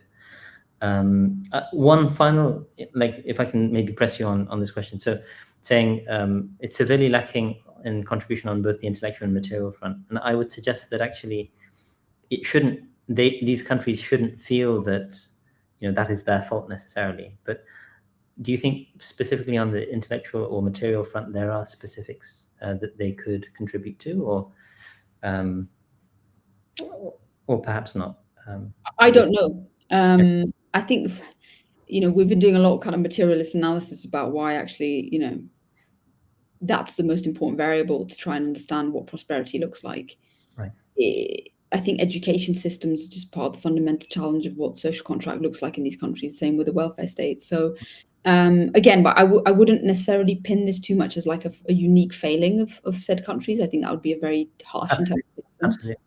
But I'd also suggest, and you can tell me if this is plausible, that on the material front, again, they are, in these contracts, they're probably not in a position to bargain a great deal, but they can try. Could they try to create somewhat preferential relationships, or suggest that we want to develop preferential relationships with Muslim states, powerful Muslim states, wealthy Muslim states, and build that sort of goodwill on that ground?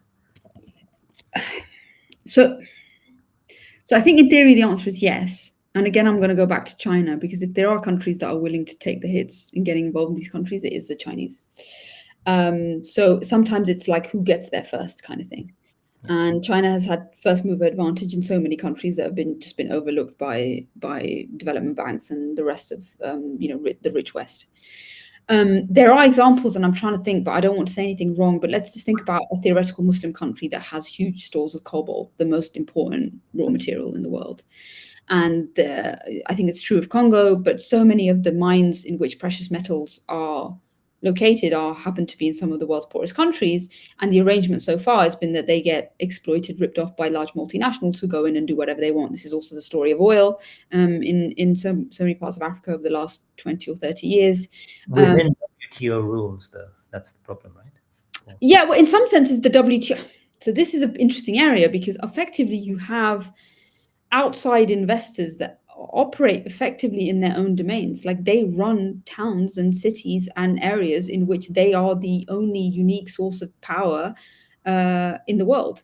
The WTO has a lot to say about what's in the trade agreements that you sign, but it's not a policeman for how multinationals go off and build mines or extract resources from the rest of the world. There is no policeman in that sense. This is why we've had so many corporate scandals involving so much economic destruction all over Africa.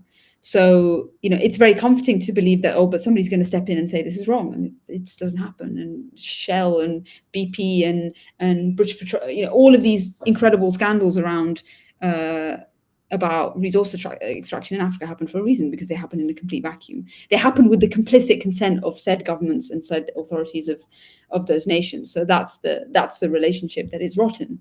There is nothing in theory that would stop Muslim countries from wanting to become generous lenders to poorer sub-Saharan African countries beyond their own ability to want to take risk or not to assume haircuts, or whether they want to, what are the guarantees they want to get paid back in. That's the question. Because they have complete independence to loan to whoever they want, actually. Right. I think this is a conversation that needs to be taken up with powerful Muslim economies, inshallah. Yeah. And I get the impression that actually Turkey is one of the countries that is trying to do this sort of work. But, Turkey relatively recently sabotaged its own economy, unfortunately, and so it has been doing for quite a while. But I think I saw something that, I mean, the Turkish, I think the Turkish embassy in Somalia is going to be the world's biggest diplomatic embassy anywhere in the world. oh, So they take, their footprint in parts of Africa is being taken very, very seriously. So it is happening in some levels, and most of us are not really aware of it. So I have one final question, and then I might actually go back to indulging my own questions for as long as you're willing to hear them. But so someone is asking, I think this is an important question in its own way. It's a bit away from the economic question, I think. No, actually, sorry. So someone's saying, thank you for your presentation. To what extent is the EU project backed by NATO versus the Europe, versus driven by European cultural and historical identity? And the reason I find this of interest is, we didn't talk too much about military partnerships as well. So perhaps you can use this as an excuse to talk a little bit, comment a little bit. So I think I probably did a bit disservice when I talked about the origins of the EU as just a kind of post-war project of mistrust. I mean, it was a post-war project that was actively championed by the United States, which made clear that after the Second World War, it was clear that the baton of the global hegemon was transferred from Imperial Britain to the US. So this is the post-Bretton Woods era. And the US was going to take a very particular approach to how it thought about Europe, its own neighborhood, and how it was going to deal with then the emerging threat, which was going to be communist Russia. And so it's very important, and it's hard to extricate how Europe developed without thinking about the fact that Europe had had a consistent and relatively reliable military umbrella, which was the US. And that allowed what we now say the Europeans to pursue welfare state politics over warfare state politics. Until the last couple of years, we just haven't had to think about how much money we spend on defense, because our big brother is always going to be there to defend us. And that relationship has been institutionalized through NATO. So the Western military alliance, where you already mentioned there is a attack on one is attack against all principle. And it's very much, NATO is very much a legacy of the Cold War years. And it basically fell into disrepute because once the Cold War was won and history had ended, NATO was just sort of like it was a bit of an afterthought. And this has all changed because Donald Trump realized that, well, NATO still exists and like we're still paying for these people's security. And I don't like that because that means I'm getting ripped off. So there's a reason now why NATO is back in the news. I don't necessarily think it's because of the Putin issue. I mean, obviously that has put more attention on NATO. But yes, it's very hard to conceive of the particular path that European integration took without understanding the role that the US played. There's often a moment that is referred to as the kind of fork in the road in the European Union, which is under Charles de Gaulle, where the EU sort of had a choice whether it wanted to become a military superpower or wanted to become an economic superpower. And it clearly went down the economic route, hence the single market, hence the customs union. And it didn't become a defense power or military power. So we don't have common procurement. We don't have a European army. We don't have common foreign and security policy. The EU took a different route, and it took a route to becoming a normative power, not a traditional military power. And that's a very important juncture in European history to explain why we got to where we are. Now the question is, of course, that US military umbrella seems to be retreating. What do the Europeans do? Their immediate reaction is, fine, we'll just spend money on defense. But I don't think it's going to be that easy, because there's a fundamental reassessment, I think, of the relationship that the US has with Europe, where it now just thinks of Europe as a drain on its resources and not particularly a help to it. So I think when we think about what does European integration look like going forward, it's probably not going to involve many more countries joining the EU. It's probably going to be more of a deepening of the existing structures of the single market and the monetary union, rather than I think just like inviting Ukraine in, for example, because that's just becoming too politically poisonous because of the sort of the big bogeyman that is Russia. But yes, it's very important to understand that economic integration was allowed to happen because the world's hegemon wanted it to happen and actively promoted it to happen. And if we're thinking about how these types of things happen in the Muslim world, do we need a permissive big brother to say, yes, keep going? I don't know, but I don't know who that big brother is for a start. And if there are many more people on the other side who say you should not do this, then there are those who are going to create the permission structure to allow this to happen. So it's a very important, I think, way to bring it back to what the discussion here is that there were unique factors that accelerated and enabled European integration, and those don't necessarily exist in the Muslim world for us today. And I think you also, I mean, since you've done so much coverage of the Eurozone over the last decade or so, have seen where that's also cracked at the seams. We had obviously the Greek debt crisis, we had the case of Brexit, and to a certain extent, perhaps the subsequent crises with Trump and Ukraine have brought the rest of the EU together. Also, the bad press that Brexit was constantly giving for a long time also probably galvanized the rest of Europe. It's been an interesting boon, I think, to Europe. It's been an incredibly traumatic couple of decades. There should be no way around that. I find it very funny that when I was approached by saying, can you talk about Muslim unity in the context of what the EU is as a model, and I was like, I find it uniquely kind of ironic that some of the only people in the world that really believe in the EU might happen to be Muslims, because there's very few champions of European integration, and the fact that it's Muslims, I think, would basically annoy everyone, I think, including the federalists. Right. So, just a bit of context for this, which you, I'm sure, are aware of. The Ummatics project is thinking about these questions very consciously, and the EU and EU integration actually dominates a lot of the literature on sort of political unification projects. And so we're actually having an academic conference this summer, and also sort of a more public-facing conference, which is going to be held on the 26th of this month. So, anyone who's going to be in Istanbul on that date, please do try and drop in. And inshallah, hopefully, there will be some sort of outputs that come out of the workshops, the academic workshops that are subsequent to that. So that is kind of the context in which this comes up. At the same time, what's really interesting, as someone who most of the literature that I read in Islamic studies is kind of I work on Islam and politics, looking at literature in Arabic by contemporary ulama. And the EU comes up as a periodic example that, there's a nice sort of kind of federalized model of what unity might look like. But a lot of this literature was written in the 90s and the 80s, when the EU looked like a successful model, even in the 2000s, we could say. I want to ask, though, about, if this is outside of the EU, of course, so I'm not going to press you on this, but the United States is an interesting model as well. That's another model that is mentioned often. Mainly, my main retort is that if you want a really successful example of federalism, then you need to look at the United States, not the European Union.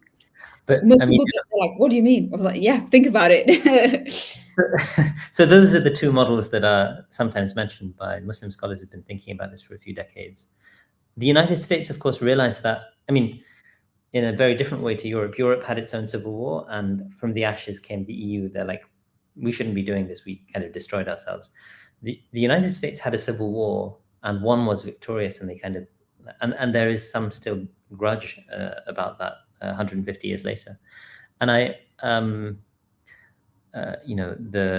the great sociologist whose name escapes me right now has a phrase. He's the world systems theorist. And he has a phrase where he says, the war created the state and the state made war, or war made the state and the state made war. And so the idea of having this kind of unified project, I guess our challenge is, how do you do it without that sort of massive trauma? Yeah. And to a certain extent, that trauma exists already, with so much of the Muslim world being attacked, whether it's 2003. And I often point out that the death toll in 2003 is actually far worse than what we have in Gaza. Although, may Allah protect them, they're not, they're getting there in a sense. And so we just didn't have that live stream, so it didn't affect our sort of psyches in the same way. But this is just colonialism in old style. Is it possible for us to achieve that sort of unity without war? That's the fundamental question that I always come back to, is that you have, as you said, unique historical moments of trauma that have led to the creation of these entities. To some degree, yeah, we mentioned the Civil War, and it was also the US. If we think about it as a settler colonial project, they basically just had a fundamental principle: no taxation without representation. Very powerful motto, still basically undergirds so much of American political identity. If it stopped at that point, then you could say that it wasn't so much of a trauma; it was just kind of a rupture, and the manifest destiny took hold. I do sometimes, and maybe maybe it's bad form to think about what the trauma is going to be. But I do sometimes think that if there has to be some kind of neuralgic year zero, what does it look like? And I often come back to Muslims' relationships with Saudi Arabia. I think there's a sense in which we all feel close to the Saudi. I mean, to the Saudis just because of their guardianship of the holy sites. But I think when I see so much anger in the Muslim world about the direction that the Saudis are taking, that sometimes feels to me like there could be some kind of trauma or rupture centered around the Saudis. This is just me kind of just doing really blue sky thinking here. And so I'm not saying, as you said, that there are many various forms of pain that we can draw upon, but they're often not collective forms of pain. They are differentiatedly felt.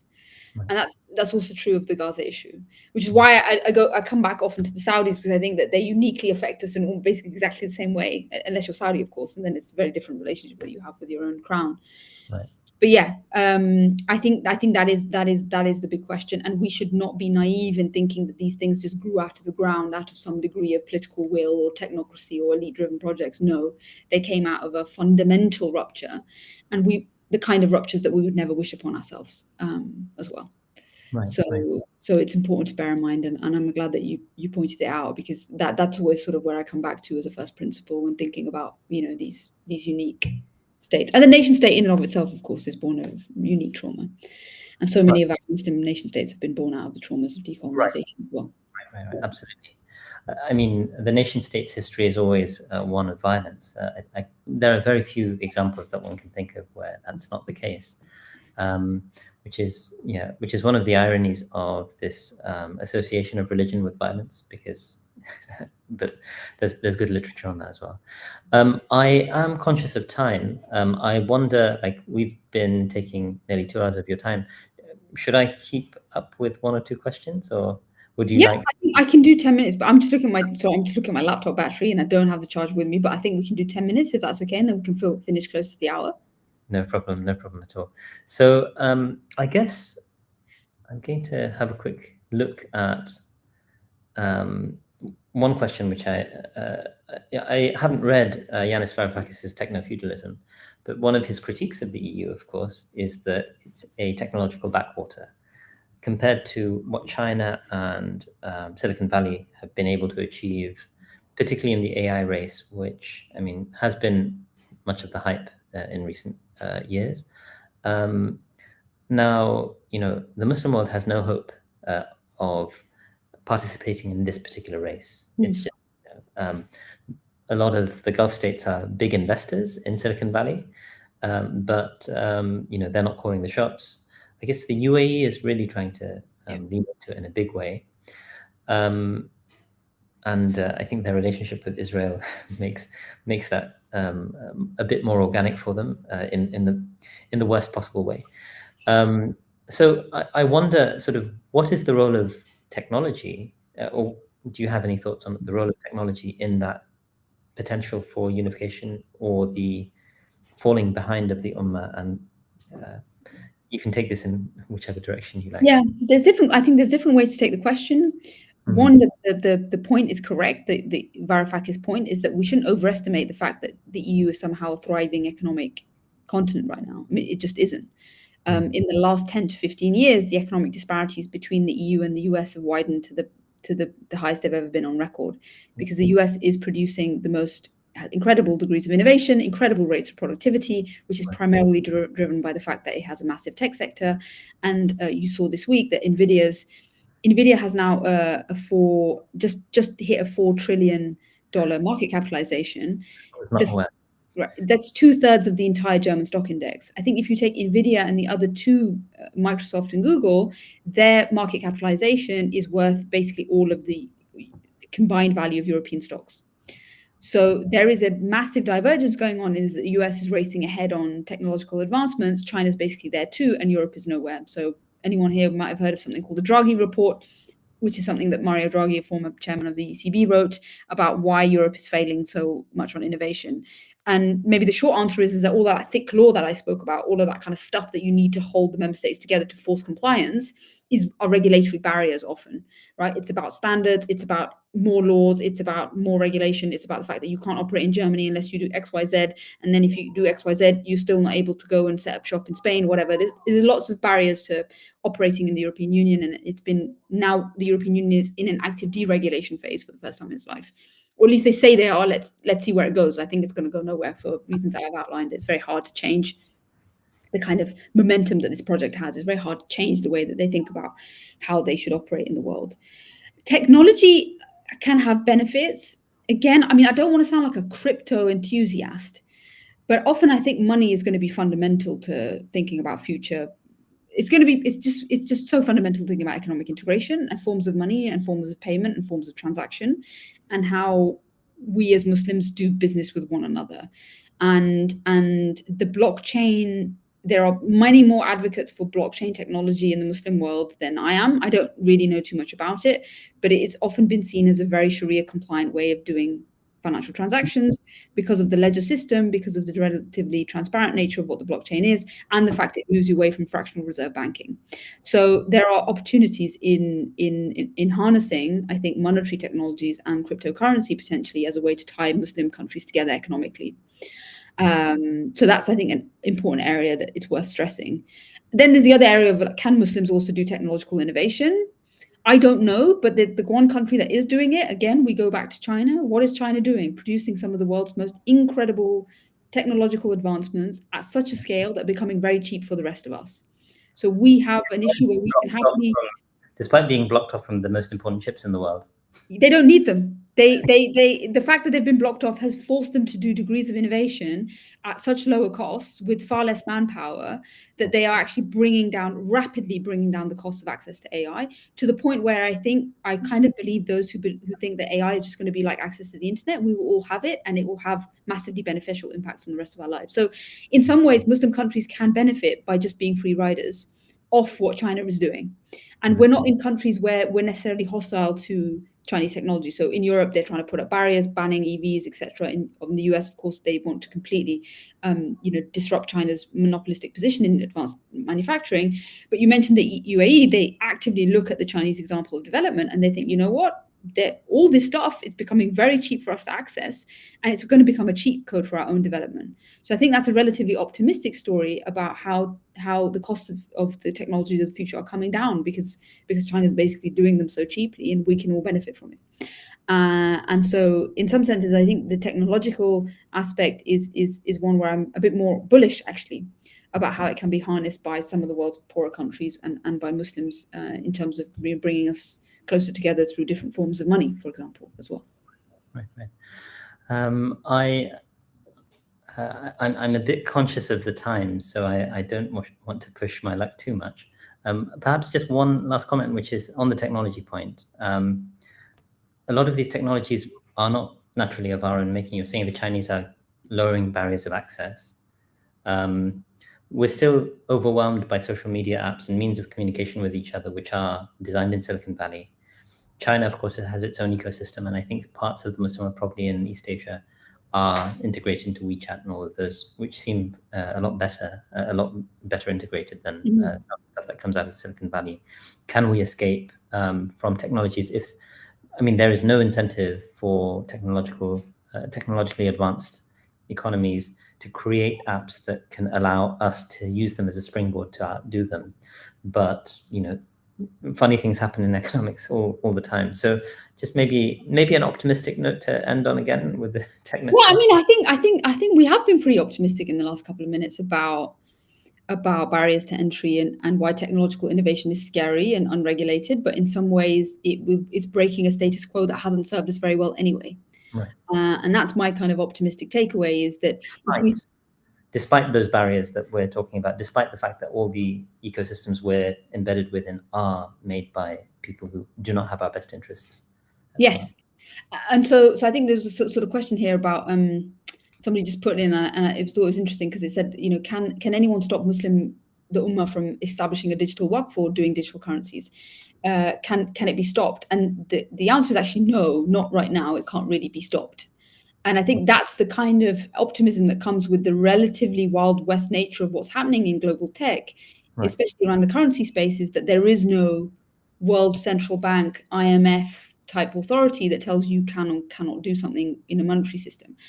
If it's within the dollar-based monetary system, yes, there are clear limits to action, clear, and they've always been, the constraints are obvious, and they've always been there. We all know what they are.